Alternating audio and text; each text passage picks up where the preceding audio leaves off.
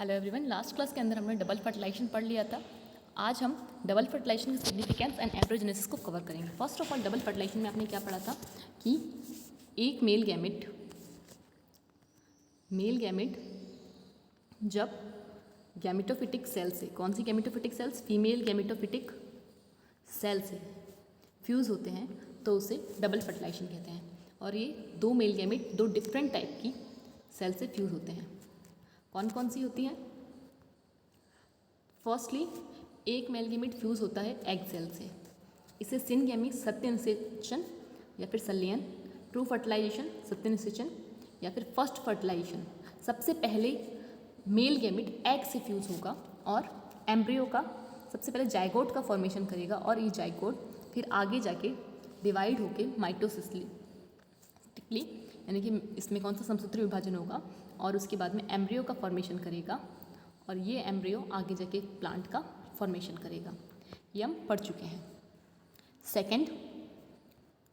जो second male gamete होता है, second male gamete secondary nuclei से फ्यूज़ होगा और एक त्रिगुणित कोशिका का निर्माण करेगा, जिसे बोलते हैं प्राइमरी एंडोस्पर्म न्यूक्लियस, प्राथमिक भ्रूणपोष केंद्रक।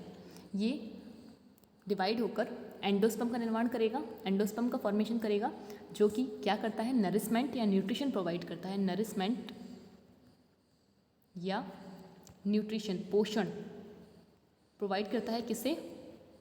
एम्ब्रियो को, क्योंकि एम्ब्रियो खुद तो क्या है, एक सेल है, उसके पास खुद के पोषण के लिए किसी भी तरह का टिश्यू नहीं है, तो वो डिपेंड रहता है इस एंडोस्पर्म पर फूड के लिए। ये हम पढ़ चुके थे। अब इसे रिकॉल कर लेते हैं एक बार कि जैसा कि आपको पता है कि जैसे ही पोलिनेशन के थ्रू स्टिग्मा पर आते हैं, पोलन पिस्टल इंट्रैक्शन होती है, फिर ये इस पाथ को कवर करते हुए ओव्यूल के अंदर एंट्री करते हैं। वो मीजोगेमी हो सकती है जब माइक्रोपाइलर एंड की तरफ से एंट्री करे, चैलेजोगेमी अगर चैलाजा की तरफ से एंट्री करे, अगर माइक्रोपाइल की तरफ से एंट्री करे तो पोरोगेमी, चैलाजा की तरफ से एंट्री करे तो चैलेजोगेमी, और अगर इंटेग्यूमेंट के बीच में से एंट्री करे तो उसे मीजोगेमी कहते हैं। अब जब पोलन ट्यूब जर्मिनेट हो रही होती है तो पोलन ट्यूब का जितना भी कंटेंट होता है, पोलन का जितना भी कंटेंट होता है वो पोलन ट्यूब में आ जाता है। पोलन ट्यूब के अंदर मोस्टली पोलन के अंदर क्या होता है, generative cell and tube cell होती है, यानी कि जनन कोशिका और कायिक कोशिका, तो दोनों के ही न्यूक्लियस इस पोलन ट्यूब के अंदर आ जाते हैं।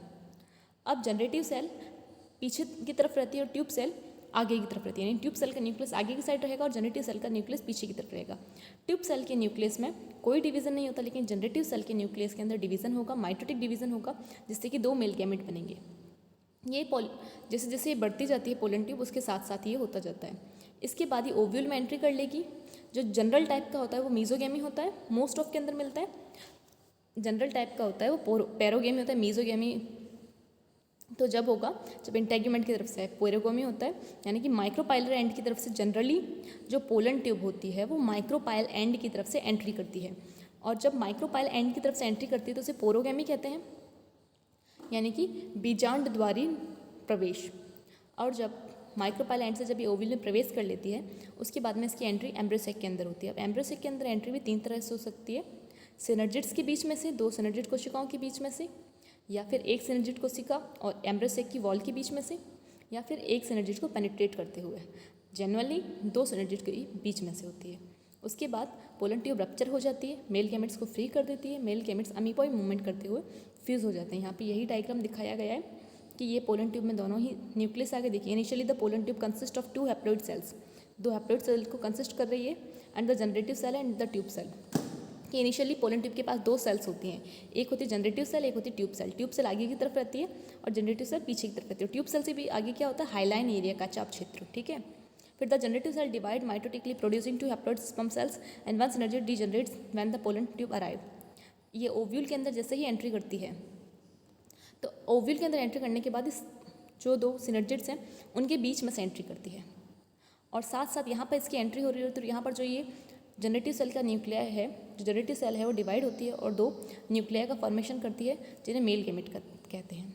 फिर ये सिनर्जिड के बीच में से पोलन ट्यूब अंदर जाती है और थोड़ी दूरी के बाद में सिनर्जिड के अंदर चली जाती है और वो सिनर्जिड रप्चर हो जाती है। वहाँ पर सिनर्जिड के रप्चर होने के साथ साथ पोलन ट्यूब भी रप्चर होती है और अपने दोनों मेल गैमेट्स को रिलीज़ कर देती है। एक मेल गैमेट सबसे पहले एग से फ्यूज़ होता है और एम्ब्रियो का फॉर्मेशन करता है। तो यहाँ पे ये लिखा, one sperm cell fertilize the egg cell forming the zygote the first cell of the diploid sporophyte generation. Simple सी चीज़, जैसे ही एक एग से फ्यूज़ होता है मेल गैमेट, एम्ब्रियो का जाइगोट का फॉर्मेशन करता है, जाइगोट एम्ब्रियो बनाएगा, एम्ब्रियो आगे जाकर प्लांट को बनाएगा, और प्लांट कैसा होता है, स्पोरोफिटिक होता है, डिप्लॉयड होता है, और सेकेंडरी न्यूक्लियाई जाकर दूसरे मेल गैमेट से फ्यूज़ होगा, यानी कि दूसरा मेल गैमेट जाकर सेकेंडरी न्यूक्लियाई से फ्यूज़ हो जाएगा, और यहाँ पे एंडोस्पर्म का फॉर्मेशन होगा। ये सब हम पढ़ चुके हैं। यहाँ पर भी देख लीजिए, इसे क्लियर कर दिखाया था। ये सब मैं लास्ट क्लास में आपको समझा चुकी हूँ, पर फिर भी एक बार आप यहाँ से देख लीजिए कि ये दोनों मेल गैमेट हैं। एक मेल गैमेट फ्यूज़ होता है एग से, दोनों हैप्लॉइड है, तो जो जाइगोट होता है वो डिप्लॉइड होता है, और इससे आगे जाके एम्ब्रियो का फॉर्मेशन होता है। यहाँ पर जो दूसरा मेल गैमेट होता है, पहले ये वाला स्टेप ये होगा, इसलिए ही इसे फर्स्ट फर्टिलाइजेशन कहते हैं। ये है फर्स्ट फर्टिलाइजेशन। उसके बाद में ये होगा सेकेंड फर्टिलाइजेशन,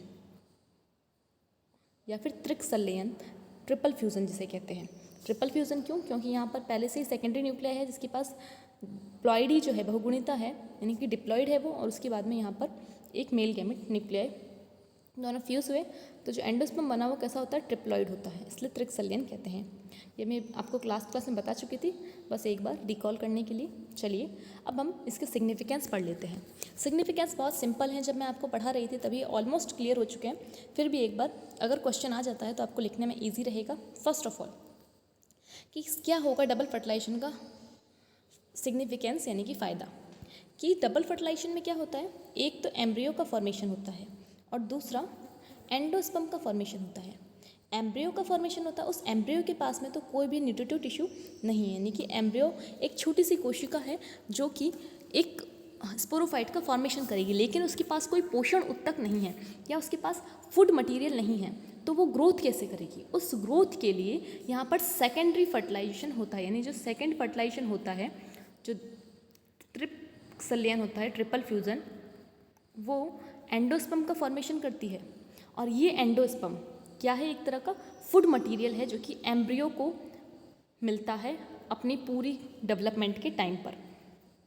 यानी कि जब जाइगोट जैसे ही बना फ्यूज़न की बाद में, जाइगोट से एम्ब्रियो और एम्ब्रियो से लेके सिडलिंग तक का जो प्रोसेस है, इस पूरे में एंडोस्पर्म इस एम्ब्रियो को हेल्प कर रहा है, क्योंकि जब सीड होता है तो सीड के पास में भी न्यूट्रिशन नहीं होता।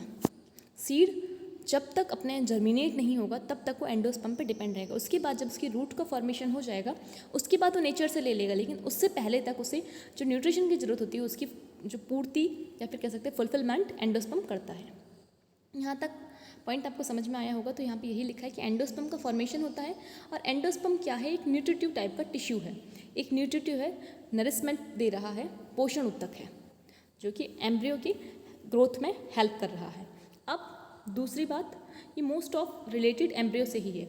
जो ये एंडोस्पर्म बना, ये एंडोस्पर्म कैसा होता है, इसके पास भी जैसे कि एम्ब्रियो बनता है या जिसे कह सकते हो जाइगोट बनता है, इसके पास मेल एंड फीमेल गैमेट दोनों होते हैं, यानी कि इसके पास मदर एंड फादर दोनों के कैरेक्टर हैं, यानी कि जीन्स में वेरिएशन है, इसलिए इसके अंदर कोई भी डिजीज़ से रेजिस्टेंस के चांसेस हो सकते हैं। यानी कि एक अच्छा, जिसे आप कहते हैं कि क्रॉस पॉलिनेशन का तो मीनिंग ही यही था कि उसके अंदर वेजिटेटिव कैरेक्टर दोनों के आ रहे हैं, तो वो ज़्यादा बेटर था। वैसे ही एंडोस्पर्म भी क्या करता है, मेल एंड फीमेल दोनों के कैरेक्टर कंटेंट करता है। फीमेल के 2 न्यूक्लियस होते हैं और मेल के 1, यानी कि फीमेल का पोर्शन ज़्यादा होता है और मेल का कम, लेकिन कैरेक्टर दोनों के कंटेंट करके रखता है। इसलिए एंडोस्पर्म अपने आप में बहुत ज़्यादा अच्छा होता है बाकी जितने भी आपने पढ़े उनके अकॉर्डिंग। सिंपल सी चीज़, अभी तक हमने कितने पढ़े, एल्गी से लेके जिम्नो तक जितने भी पढ़े हैं फर्टिलाइजेशन, उन सब के अंदर एम्ब्रियो को जो नरिशमेंट मिलता है वो या तो स्पोरोफिटिक सेल से, जो स्पोरोफिटिक प्लांट होता है उससे मिलता है, या ये उस पर डिपेंड रहता है गैमेटोफाइट, या फिर ये अपने आसपास के टिश्यूज से लेता है। लेकिन यहाँ पर इसके पास में दोनों मेल एंड फीमेल के कैरेक्टर होते हैं, तो एंडोस्पर्म एम्ब्रियो एंडोस्पर्म पर डिपेंड रहता है, ना कि उस स्पोरोफिटिक प्लांट पे या फिर अदर किसी पर। तो इसके पास दोनों के कैरेक्टर होते हैं, इसलिए जो एम्ब्रियो होता है वो एम्ब्रियो और ज़्यादा हेल्दी होता है। और ज़्यादा हेल्दी का मतलब ये काफ़ी सक्सेस, इसकी जो रेट है वो काफ़ी ज़्यादा होती है कि ये अच्छे से ग्रो कर पाएगा। थर्ड पॉइंट कि no wastage of energy and time. No wastage of energy and time का क्या मतलब कि जो डबल फर्टिलाइजेशन है एंजियोस्पर्म के अंदर वो कैसे हो रहा है। एंजियोस्पर्म के अंदर डबल फर्टिलाइजेशन, पहले एम्ब्रियो अगर यानी कि पहले male gamete and female gamete fuse हो गए और इसके बाद में ये जो मेल एंड फीमेल गैमेट को ये कंटेंट कर रहा है, यानी कि ये जो मेल एंड फीमेल गैमेट जो फ्यूज़ हुए तब क्या बनता है, जाइगोट। और इसे हमने कहा ये फर्स्ट फर्टिलाइजेशन है, यानी कि एंडोस्पर्म का फॉर्मेशन पहले नहीं होगा। एंजियोस्पर्म की खासियत ही ये है कि एंजियोस्पर्म के अंदर मेल एंड फीमेल गैमेट दोनों फ्यूज़ हो जाते हैं। जाइगोट का फॉर्मेशन होता है, अगर होता है तब जो सेकंड वाला मेल गैमेट है, जो सेकंड मेल गैमेट है वो जाएगा सेकेंडरी न्यूक्लियाई के पास और फ्यूज़ होगा। क्या मतलब ये कि अगर जाइगोट बनता है तभी ट्रिपल फ्यूज़न होगा और जो ट्रिप्लॉइड सेल थी प्राइमरी एंडोस्पर्म न्यूक्लियस वो बनेगा, प्राथमिक भ्रूणपोष केंद्रक बनेगा।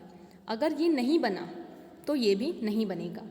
तो ये बहुत ही एंजियोस्पर्म की खासियत है अच्छी कि यहाँ पर ये इस पे डिपेंड है। लेकिन जिम्नोस्पर्म्स में क्या होता था, पहले एंडोस्पर्म बन जाता था, फर्टिलाइजेशन से पहले ही एंडोस्पर्म बन जाता था, फिर फर्टिलाइजेशन का होना या ना होना ये इस पर डिपेंड नहीं करता था।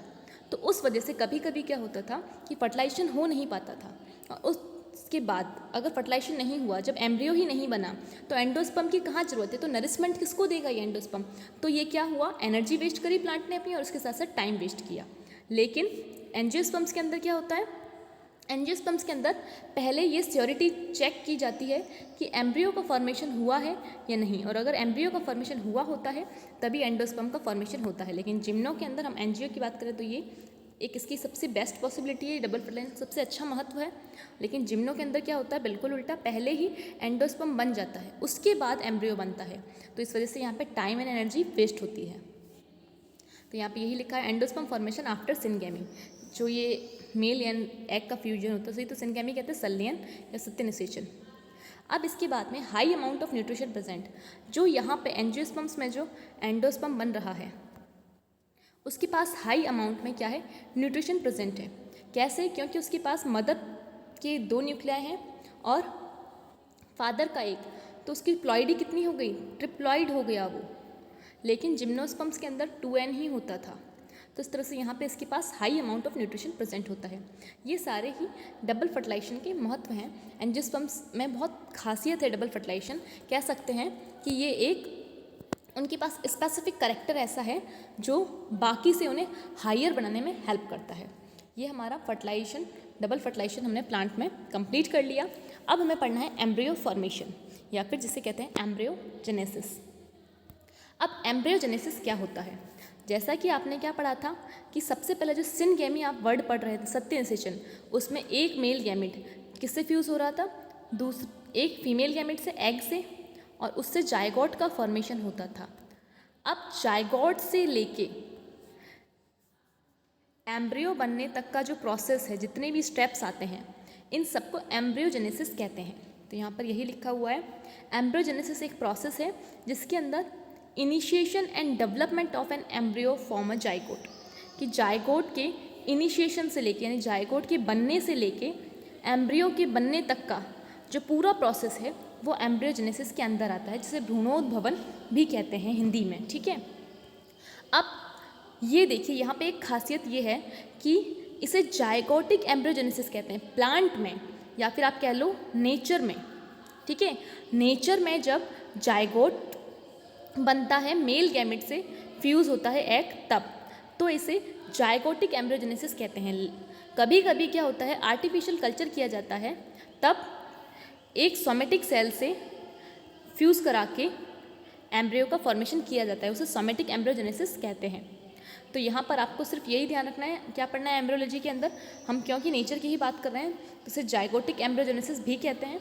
और क्या है एम्ब्रियोजेनेसिस, जाइगोट के इनिशिएशन यानी फॉर्मेशन से लेके इसके डेवलपमेंट तक का स्टेज, जहाँ तक एम्ब्रियो नहीं बना, उसे एम्ब्रियोजेनेसिस कहेंगे। अब एम्ब्रियोजेनेसिस जायगोट से डेवलपमेंट तक के स्टेजेस में इसमें जो डिवीज़न होते हैं जायगोट के अंदर, उसके बेसिस पे हमने इसे डिफ्रेंशिएट किया है। दैट मीन कि जो ये जायगोट है, जो ये जायगोट है, इस जायगोट के अंदर ये जब male gamete and female gamete fuse हुए तो ये जायगोट बना।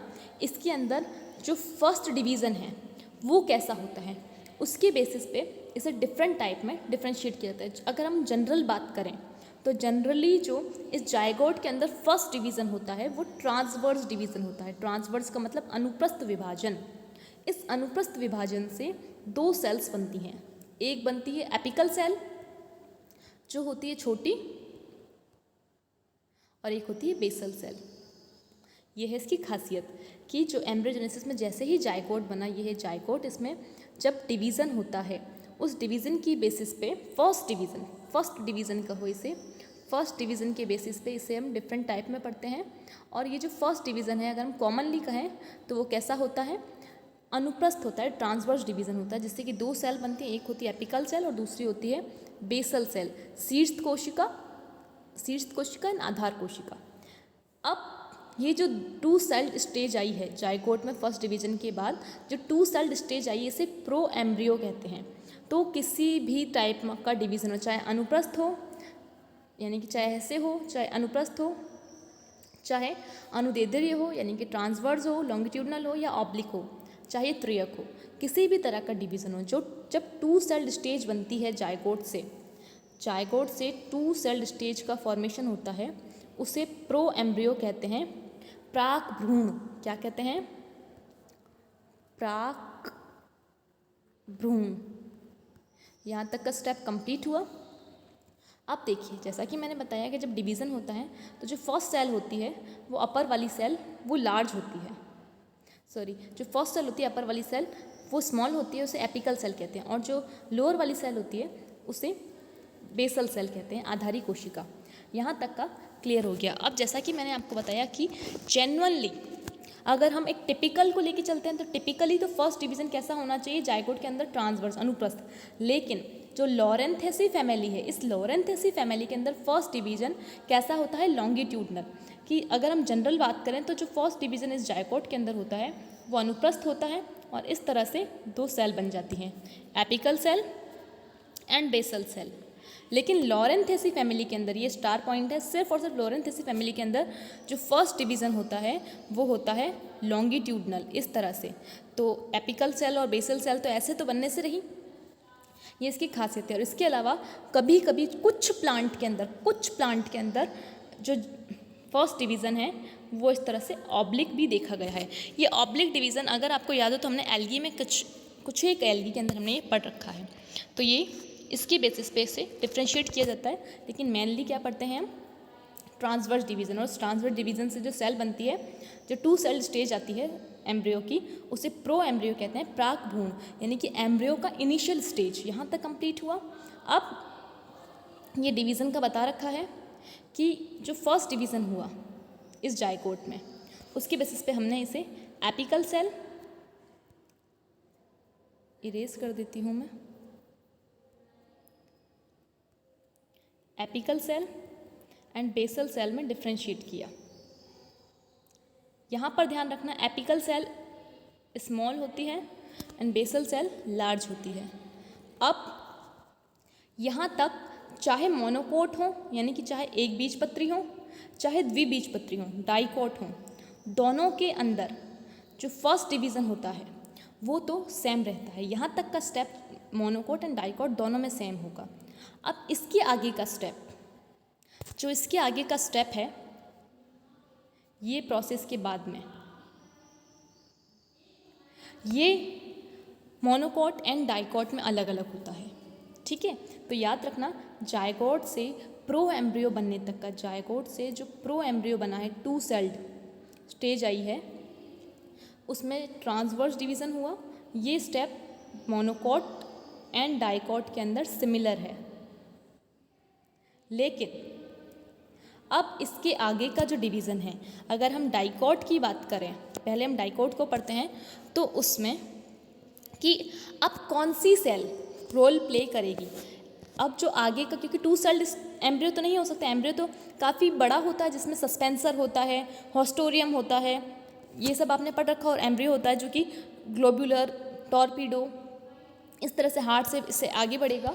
तो जो डाइकॉट्स हैं उनके अंदर ये जो पूरा एम्ब्रियो का डेवलपमेंट है उसमें सबसे पहले अब इन दोनों में से कौन सी सेल रोल प्ले करेगी और कौन सी सेल है जिसके अंदर डिवीज़न होगा या नहीं रोल प्ले करेगी, इस सब के बेसिस पे हमने इसे 2 टाइप में डिवाइड किया।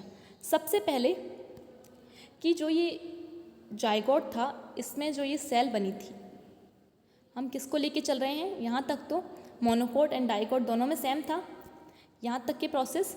अब इसके आगे का प्रोसेस पढ़ रहे हैं, इसके आगे का जो स्पेसिफिकली डाइकोट के लिए है, इसके आगे का प्रोसेस पढ़ेंगे ये वाला, और ये स्पेसिफिकली डाइकोट के लिए पढ़ रहे हैं, जिसमें हम ये पढ़ रहे हैं कि जो ये फर्स्ट सेल है एपिकल सेल, इसके अंदर डिवीज़न कौन सा हो रहा है, उसके बेसिस पे से 2 टाइप में डिवाइड किया है। मेजर 2 टाइप्स हैं और उनके अंदर सब टाइप्स और हैं। इस तरह से जो डाइकोट के अंदर एम्ब्रियो हैं, मतलब एम्ब्रियो किस तरह से फॉर्म्ड होंगे, वो 5 टाइप्स के होते हैं, और ये 5 टाइप्स अलग अलग फैमिली के पे दे रखे हैं, कि जैसे कि क्रूसीफेरी के अंदर जो होता है उसे क्रूसीफर दे दिया, सोलेनेसी फैमिली के अंदर जो होता है उसे सोलेनॉइड दे दिया, इस तरह से।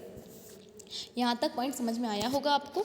तो इस नाम देख लेते हैं कि जो सेल है एपिकल सेल, इसके अंदर कैसा डिवीज़न होगा उसके बेसिस पे। तो इसके अंदर 2 तरह का है। अगर जो फर्स्ट डिवीज़न है वो लॉन्गिट्यूडनल हो, लॉन्गिट्यूडनल का मतलब अनुदैर्ध्य विभाजन, एक सेकेंड, ये जो एम्ब्रियो बना, इस एम्ब्रियो के अंदर ये जो एपिकल सेल है, अगर इस एपिकल सेल के अंदर फर्स्ट डिवीज़न कैसा हो, लॉन्गिट्यूडनल, अनुदैर्ध्य विभाजन, तो ये सेल इस तरह से बन जाएगी। तो इसे 2 टाइप में डिफ्रेंशिएट कर दिया गया, एक है क्रूसीफर टाइप और दूसरा एस्ट्रिड टाइप। पहला तो इसे इस तरह डिवाइड किया गया कि अगर लॉन्गिट्यूडनल डिवीज़न होता है तो ये एक टाइप का हो गया, और दूसरा अगर ट्रांसवर्स डिवीज़न हुआ इसके अंदर एपिकल सेल के अंदर तो उसे सेकेंड टाइप में डिफ्रेंशिएट किया, जो ऐसे मान लीजिए कि अब इसके अंदर ट्रांसवर्स डिवीज़न होगा। तो ये जो सेल है, ये वाली सेल, इसका रोल अभी तक हमने नहीं पढ़ा है। हम जो मेनली फोकस कर रहे हैं वो इस सेल पे कर रहे हैं। तो अगर लॉन्गिट्यूडनल होता है तो इसे एक टाइप में रखा, और अगर ट्रांसवर्स होता है तो इसे सेकेंड टाइप में रखा। अब इसके बाद में यहाँ तक हो गया। अब ये जो सेल है एपिकल सेल, ये वाली सेल, इस सेल के अंदर या कौन सा मतलब ये जो एपिकल सेल है, अब आगे का जो डेवलपमेंट है उसमें अगर सिर्फ ये पार्ट लेती है या ये दोनों मिलके पार्ट लेती हैं, उनके बेसिस पे इसे सब टाइप्स में डिवाइड किया गया है, जिनके नाम है क्रूसीफर टाइप। एपिकल सेल में अगर लॉन्गिट्यूडनल डिवीज़न होता है तो उसको हमने 2 टाइप में फिर से डिवाइड किया, क्रूसीफर एंड एस्ट्रेड। किस बेसिस पे, कि इन दोनों में से कौन सी सेल अब आगे पार्ट लेगी। और ट्रांसवर्स में हमने 3 टाइप का पढ़ा, सोलेनॉइड, कैरियोफिलॉइड एंड चिनोपोडिएट। ये सारे ही फैमिली के नाम हैं, उनके बेसिस पे हमने इसे डिफ्रेंशिएट किया। अब हम इसे नेक्स्ट क्लास के अंदर और अच्छे से स्टडी करेंगे। अगर आपको ये पॉइंट नहीं समझ में आया तो आप मुझसे पूछ लीजिएगा, हम इसे वापस से एकदम डिटेल में कल स्टडी करेंगे। चलिए, टिल देन लर्न करते रहिए। Thank you.